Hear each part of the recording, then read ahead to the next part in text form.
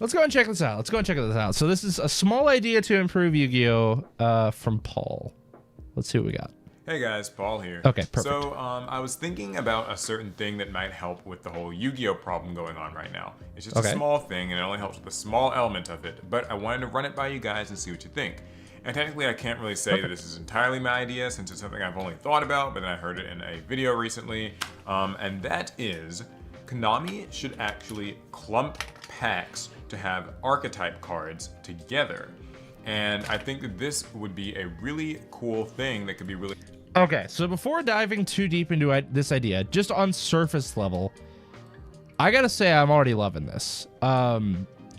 So from what I'm assuming he's talking about, just guessing here, is he's talking about instead of like having Konami spread out archetypes in like 2 to 3 releases, just making basically deck build packs.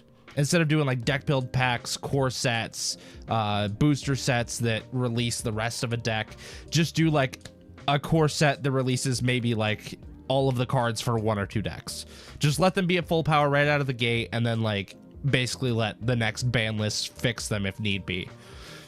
I can't say I hate this. I actually really love this because it pissed me off when Rescue Ace came out and then their support got announced like 4 months before it was coming out. So I had to play Rescue Ace, like really weak Rescue Ace comparative to what it is now. I had to play that for like 4 months just waiting for these new cards to come out because I knew about them, but they didn't exist in the TCG yet, so I had to wait.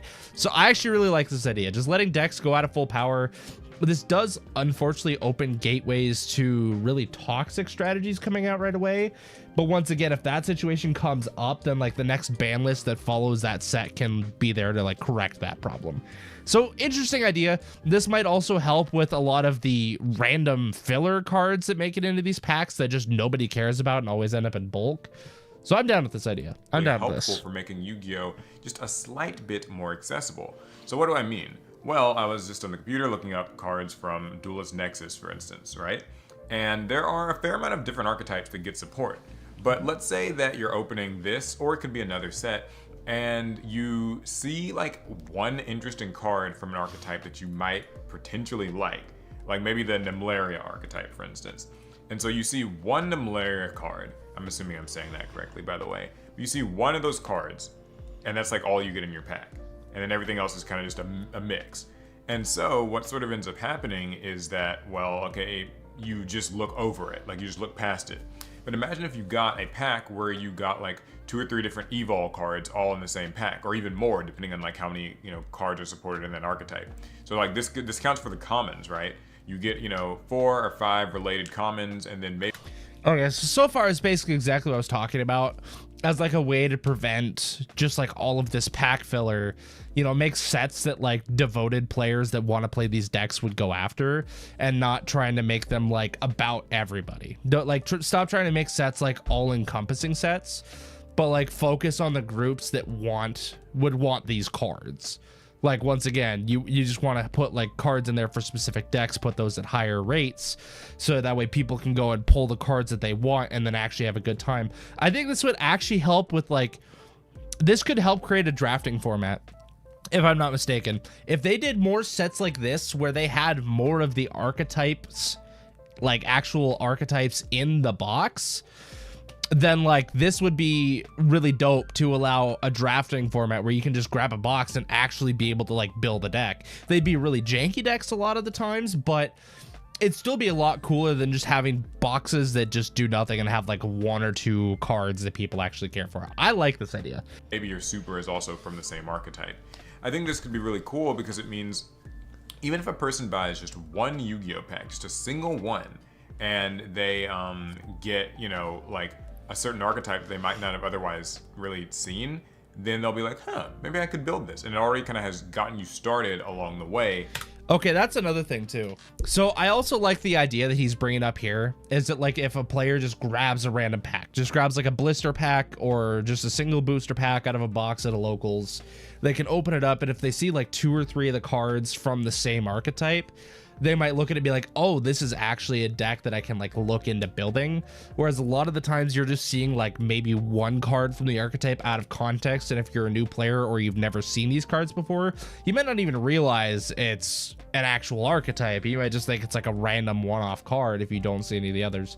So this could inspire people to like deck build other things, you know, like be able to branch out and try new stuff, learn more about the game, and potentially find a deck that they really enjoy. I like this idea. Okay, I'm just gonna say this right now. I love this idea to begin with. I just want to see what other points he makes here. We got another 3 minutes of this, so I'm curious. Along the path towards building that. Now, sure, there are still going to be other difficulties and stuff. You still have to get like 3 copies of a lot of cards, or you still have to maybe get like the secret rare. That might not really be a guarantee. But, you know, still, I think that it could be a good way to push people towards building specific archetypes instead of just bombarding them with a mix of 9 totally random, unrelated cards. It doesn't work the same for every set, and it doesn't work the same for every archetype. So obviously, you know, some archetypes have only like 2 or 3 cards in a set, so, or maybe even like 1. So that might not really work all that well for them. And, you know, I think for Duelist Nexus, it's actually not maybe the best example, but an example that I think is maybe a little bit better is actually the new like 2023 Super 10 of Dueling Heroes, whatever it's called. Because in a lot of those reprint sets for Yu-Gi-Oh!, the set itself will be like something like 200 to 300 cards deep, and there's just so many things that you can pull. And so it can actually make the experience of opening those mega packs a little bit difficult, because it actually means like you could just open one of those, like, you know, however many cards come in those mega packs, 13 or 18 cards or something, and still just get like a complete mishmash of things. I remember disliking the Ghost from the Past products actually for this exact same reason. Okay, Ghost from the Past though, as much as I wanted to enjoy the product, Ghost from the Past was just that was a set that they thought they could do something cool with, and they did have a good idea for it. They just delivered very poorly. They put too many cards in there that didn't need reprints. Everything being an ultra was really cool. I liked that idea, and then having the potential for ghost rares. But for one, they just, once again, they put in too many cards that didn't need to be reprinted, so you're pulling a lot of garbage. Like, whatever, we're used to pack filler. They also just had terrible quality control with those.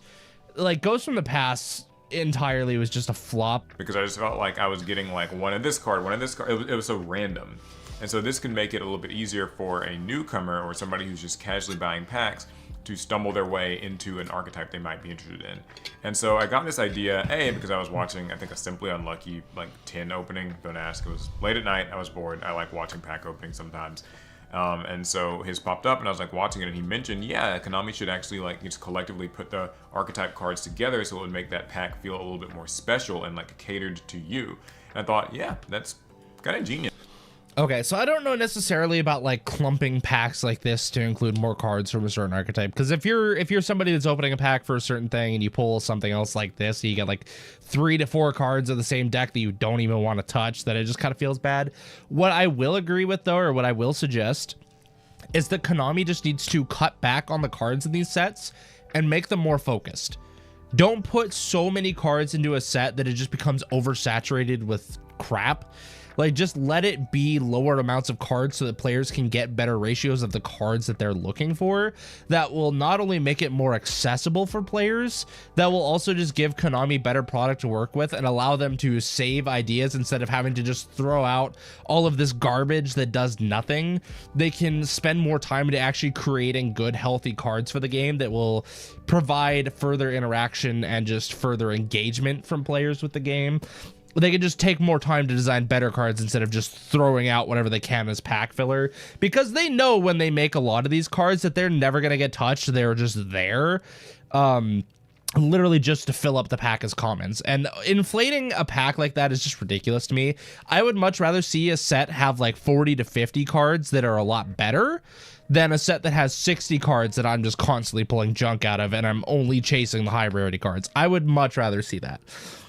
So I think that would be like kind of a way to do both, is like cut down on the amount of different cards in a booster box or in a set to be able to focus more in on these archetypes and the new cards that they're releasing to make them better. I think all of that would like be much better. Would you agree with that, chat? Would you be okay with sets that had less opportunity for cards in them, like less different cards, to be able to focus on better card design? Can we agree on that? I think that's pretty fair. Yes.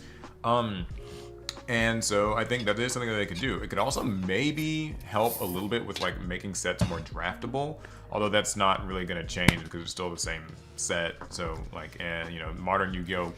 Okay, but I disagree. If once again, if we go back to this idea of having less cards in the set, focusing down more on the archetypes, that could make draftable sets. Yu-Gi-Oh! Can have draftable sets so easily, they just don't want to. That's the issue, is they just want to throw in all this pack filler just so they can make their money, but then people don't want to buy these sets because over half the box is pack filler that literally nobody wants, and then they just lose value. So then you're gonna have vendors stop buying products, you're gonna have stores stop buying products because nobody at the stores wants to buy their products. It's just costing people a lot of money, and it's not gonna end up having Konami gain anything in the end. It's just gonna lose them customers. Cards and sets don't really draft well, so you gotta go to Speed Duels or something for that. But still, I do think that it's just something, one of those little tiny things that could go a small way in moving the needle towards making Yu-Gi-Oh! Just a bit more like fun and accessible and kind of feeling worthwhile to open. So is this a solution to everything? No, clearly not. But it's just something that I kind of wanted to throw out there, see what people thought about it, see if people feel like this is something that maybe would make them more interested in buying packs, or maybe it could help like with newcomers, where when you get a few. Okay, so I think I misunderstood what he was trying to say from the beginning. Is what he's asking for, or what he's mentioning, is creating more pack clumping, so that way if a player just opens a random pack, or like, you know, they're getting a pack out of a box, they'll be more likely to see like 2 or 3 cards from the same archetype and be like, oh, this is a deck I can build, and it would seem more interesting, and they'd have more fun opening packs because they'd feel like they'd get more of the cards that they need for it, which isn't entirely a bad idea. I just think that once again, that's something that would come up if there were just fewer cards in the set to pull. Like, just if you just think about like deck ratio wise, even like if you have 3 of a card in a 60 card pool that you want to get, you're gonna have a hell of a lot harder time pulling that than if you were to be doing it out of a 40 card. You know what I'm saying? Like, if you just lower the ratio of like of just bad cards, if you just take out the bad cards, you can have some banger sets. And then you have like more accessible cards that aren't like $60 secret rares on release and like 100 pre-release or whatever, like stupid insane prices. You don't have to deal with that, so you get a better secondary market because people are wanting to open these products more because they're more willing to go after the cards that they need. Even if they don't hold as much value, they know that they're more likely to pull it. The only thing that really gets people pulling product right now is because those single cards are like $60 plus, and they can make back the entire box. That's the only reason that they will open these products, is to try to get those chase cards that pay back an entire box. Whereas if you just lower the ratio of bad cards and put in a lot of better ones, you can have a lot more spread out value rather than trying to chase down singleton cards. I think just the whole premise of the way that Konami does their sets right now is just bad. They really just need to work on like cracking down, putting in better time for better card design, and just cutting out as much of the filler as they can. Of course, I understand filler's always going to be necessary because they just apparently don't have the brain power to come up with well-designed good cards for the game. So like a few bad cards is like whatever, you know, they won't feel as bad if you're not getting flooded with them. So that's my take on that, and that's how I stretched a 5-minute video into like 20 minutes, but it's fine. I don't know. I think he brings up some interesting points. There's a lot of things to look at in terms of set design that Konami needs to work on. And unfortunately, you're not going to save it all with just a small change. It does need to be pretty drastic in the way that they make sets. So anyways, that's my 2 cents on that.